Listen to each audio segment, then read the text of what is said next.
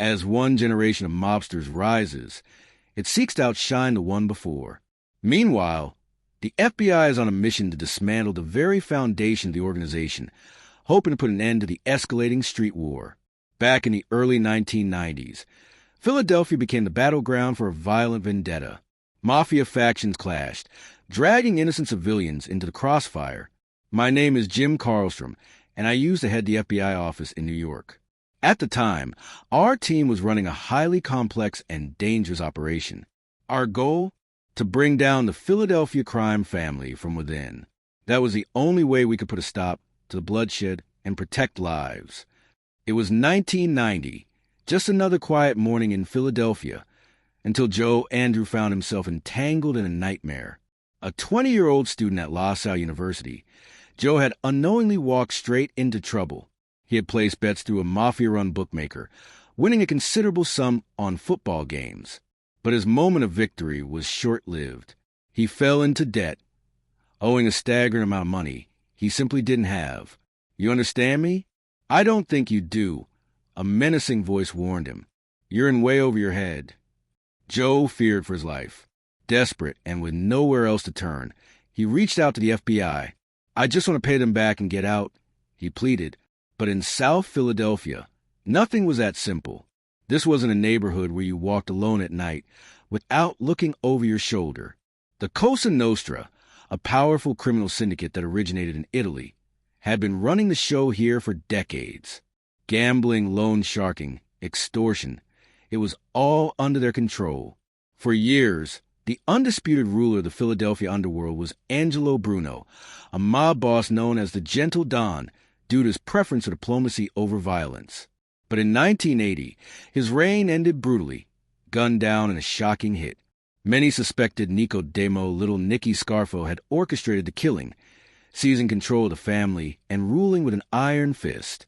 Now, with Scarfo serving time behind bars, the FBI was determined to uncover who was running the show in his absence.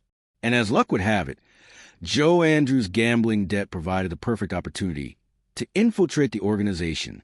Joe agreed to meet with the bookmaker while wearing a wire.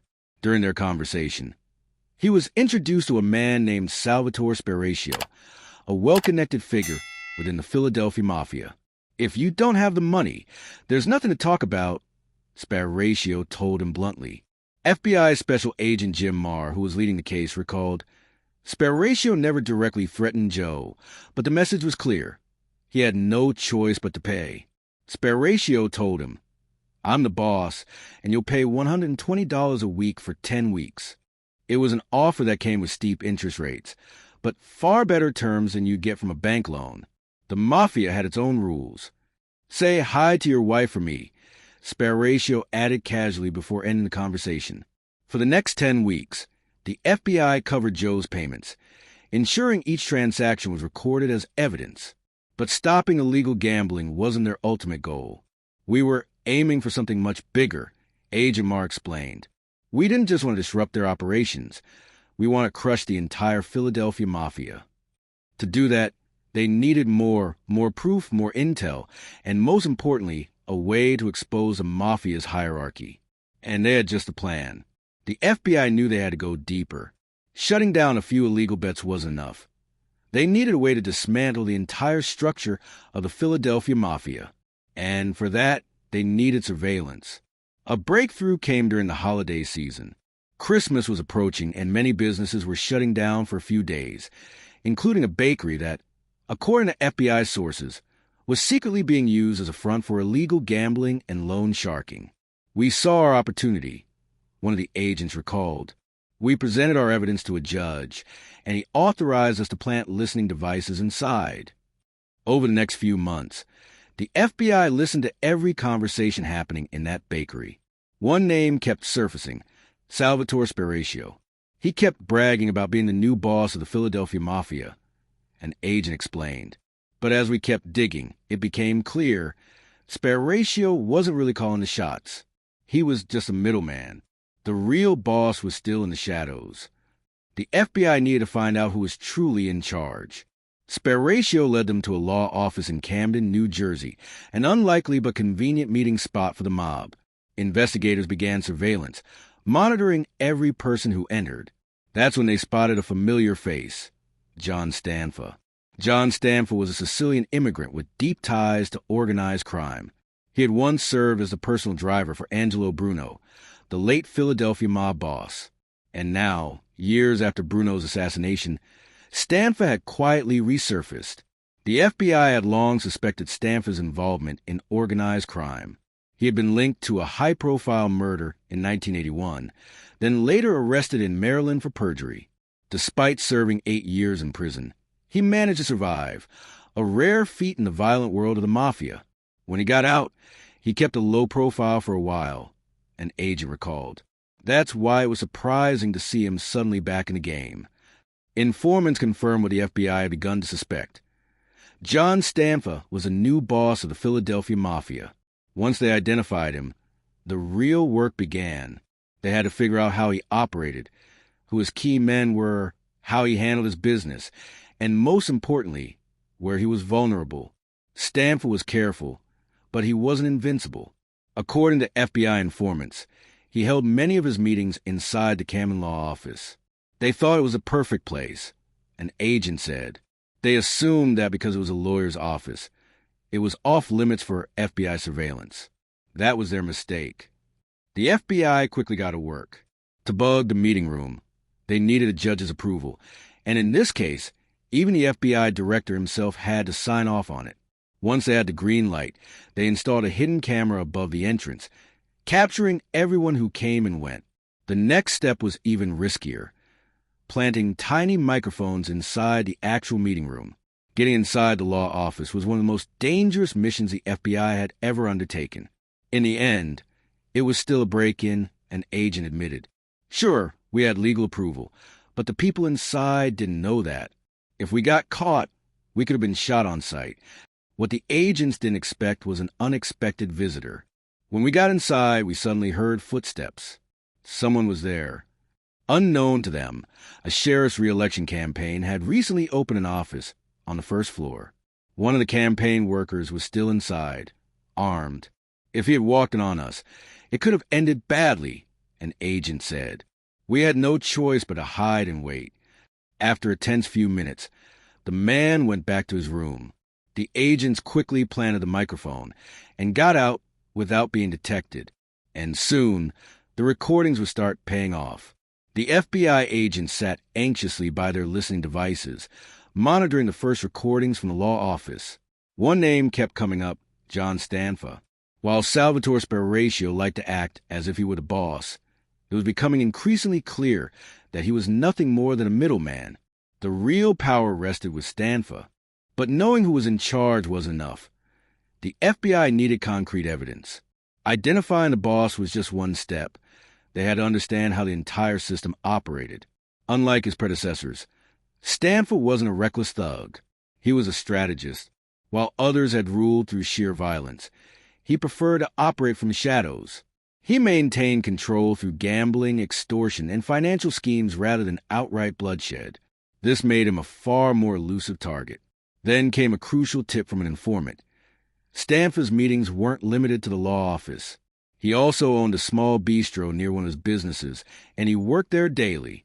This was surprising, even for a Mafia boss. Stanfa wasn't just running the place from behind the scenes. He was physically present, wiping down tables, standing in the kitchen, and overseeing operations like any other restaurant owner. But that wasn't all. The informant revealed that Stanfa used the bistro as a second meeting point for his most trusted associates. That meant more legal dealings and, more importantly, another potential opportunity for the FBI to gather intel. Realizing the significance of this, the FBI immediately sought approval to bug the bistro. It was risky, but if they could pull it off, they'd have even deeper access to Stanfa's operations. The request was granted, and soon the agents were back in action, installing hidden microphones inside the bistro. The surveillance paid off almost immediately. During one of the recorded conversations, Stanfa's frustration became evident. The Young Turks, a faction of younger, more aggressive mobsters in Philadelphia, were challenging his leadership. These weren't old-school Mafia guys who respected tradition. They were ambitious, reckless, and impatient. One of them, Joey Merlino, had his own ideas about how the Mafia should be run. "We knew the Young Turks were trouble," an agent later recalled. "They weren't just trying to make money. They wanted power, and they were willing to go to war for it." It wasn't long before that war turned deadly. Tensions between John Stanfa and the Young Turks were reaching a boiling point. The younger faction, led by Joey Merlino and his right-hand man Michael Shanglini, refused to recognize Stanfa's authority. They saw themselves as the rightful successors to the Philadelphia Mafia, believing the city still belonged to them from the days when Nicky Scarfo ruled with an iron fist. Instead of quietly following orders, they intimidated bookmakers, drug dealers, and local business owners, demanding their cut and asserting their dominance. They didn't just work within the Mafia's traditional structure, they challenged it outright. Stanfa despised them. To him, they were reckless, flashy, and far too loud for an organization that thrived on secrecy. They flaunted their power in public, spent nights in high-end clubs, and drew too much attention, a direct violation of Cosa Nostra's long-standing code of silence. But what really enraged Stanfa was their involvement in the drug trade. Historically, the Mafia had kept a certain distance from drug dealing. While some members profited from it, they usually outsourced the dirty work to associates or street gangs, ensuring the core family wasn't directly exposed. But Merlino and his crew had no such reservations. They saw big money in the drug business and jumped in head first. When the FBI learned about these growing tensions, they watched Stanfa closely. Would he negotiate with the Young Turks or eliminate them? For a while, it seemed he might try to win them over. Then, everything changed. One of Stanfa's longtime associates, Joseph Sodano, was ambushed in broad daylight. A gunman fired 4 shots, 2 to the neck, 1 to the temple, and another that shattered the window of his car. The message was clear. This was war. The FBI and Philadelphia police immediately increased surveillance, knowing retaliation was inevitable. They weren't wrong. Just weeks after Sodano's murder, a drive-by shooting targeted Michael Shanglini outside his home. He had just returned from a basketball game when gunmen opened fire.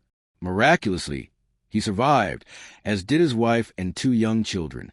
The FBI responded quickly, questioning Shanglini about the attack. His response? "That's Mafia business. You guys have nothing to do with it." It was a code of silence and action. Even after an attempt on his life, he refused to talk. The FBI suspected that Stanfa had ordered the hit, but they had no solid proof. What they didn't know was that the war had officially begun. Expecting further violence, the FBI expanded their wiretaps. They secured new approvals and planted even more listening devices, this time in the law office, the bistro, and several private locations linked to the family. It didn't take long before they caught a heated conversation between Stanfa and his men. "We know what they're planning," Stanfa told his underboss. "They want to kill me." But instead of preparing for defense, Stanfa decided to change tactics. He extended an olive branch, a final attempt to prevent an all-out war. He invited Joey Merlino and Michael Shanglini to a secret meeting, where he offered them an opportunity they couldn't refuse: full induction into Philadelphia Mafia. If they accepted, they would become made men, official members of Cosa Nostra. This meant protection, more influence, and greater access to the family's power structure. But there was a catch. To be made, an FBI agent later explained, you had to swear absolute loyalty to the family, above everything. Your wife, your children, even God himself came second. The induction ceremony was recorded on tape, thanks to the FBI's hidden microphones. They listened as the Young Turks took the oath, pledging their allegiance to the very man they had once opposed. For a brief moment, it seemed like peace had been restored. But the FBI knew better. This was only the calm before the storm. The FBI watched carefully to see if John Stanfa's peace offering to Young Turks would hold. On the surface, it seemed like a smart move. By making Joey Merlino and Michael Shanglini official members of the Philadelphia Mafia, he was bringing them under his control. But loyalty couldn't be forced. The Young Turks weren't interested in waiting their turn. They wanted power now. Informants on the street reported that Merlino and his crew were still operating independently, refusing to take orders from Stanfa. Despite being made men, they were still acting like a separate faction, collecting debts, running their own gambling operations, and most dangerously, building alliances. One of the FBI's hidden microphones captured a conversation that confirmed Stanfa's worst fears. "They don't answer to me," he told his closest men. "They still think this city is theirs." The peace was an illusion, and everyone knew it. Then, the violence erupted again. On the morning of March 2nd, 1993, Joseph Shanglini, the brother of Michael Shanglini and a trusted figure within Stanfa's circle, arrived at the bistro like he did every morning. He and a waitress unlocked the doors, ready to start the day. But within minutes, masked gunmen stormed in and opened fire. Bullets tore through the shop, sending chairs flying. Joseph collapsed as gunfire echoed through the quiet streets. The waitress, though terrified, miraculously survived. The FBI had been conducting surveillance nearby and arrived within minutes. They found Joseph bleeding on the floor, badly wounded but alive. Despite his injuries, he refused to talk. He knew who shot him, an agent later recalled. But in the Mafia, you don't name names. Not to the cops. Not ever. The FBI turned to their surveillance tapes for answers. But identifying the shooters wasn't easy. The security footage was blurry, and the audio recordings captured only screams, gunshots, and a single voice yelling, "Let's go," before the attackers fled. With no clear leads, the FBI kept monitoring the law office, hoping for a breakthrough. That's when they recorded a shocking conversation. John Stanfa, frustrated and furious over the attack, suspected treachery from within. He believed Michael Shanglini had ordered the hit on his own brother. The reason? The two were half-brothers and had ended up on opposite sides of the war. In Stanfa's mind, Michael had made a brutal, strategic decision, eliminating a relative who had chosen to stand with the enemy. If that was true, it meant Merlino and the Young Turks weren't just defying Stanfa's rule. They were actively working to take him down. John Stanfa had enough. He assembled his most trusted men and gave one final order. They all have to go. The war was about to escalate to its bloodiest stage yet. John Stanfa had made his decision. Joey Merlino and the Young Turks had to die. He wasn't going to wait for another ambush. It was time to strike first. His men were given a clear mission: track Merlino and his closest associates and eliminate them before they could retaliate again. But the FBI had eyes and ears everywhere. Through their surveillance, agents learned about the planned hit just in time.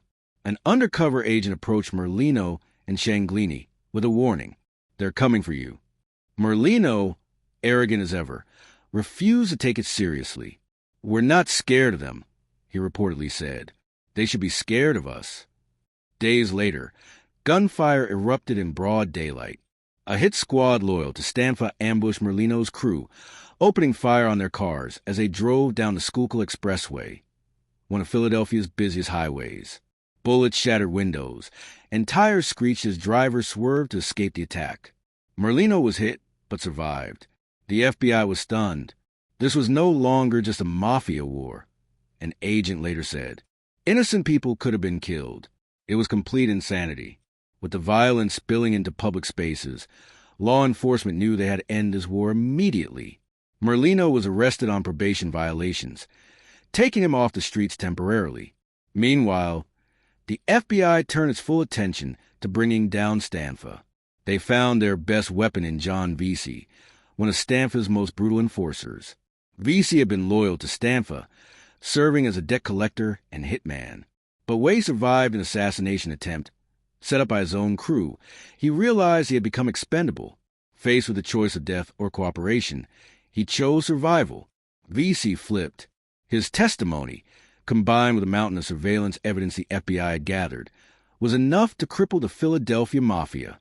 On March 17, 1994, federal agents raided Mafia strongholds across the city, arresting 27 high-ranking members, including John Stanfa himself. Stanfa was charged with racketeering, murder, extortion, arson, and conspiracy. 2 years later, on July 9, 1996, he was sentenced to 5 consecutive life terms in a maximum security prison. The war was over. The FBI had effectively dismantled the Philadelphia Mafia, making the city safer and proving that even the most powerful crime syndicates weren't beyond the reach of justice. As one agent put it, "We did what we set out to do. We took them down."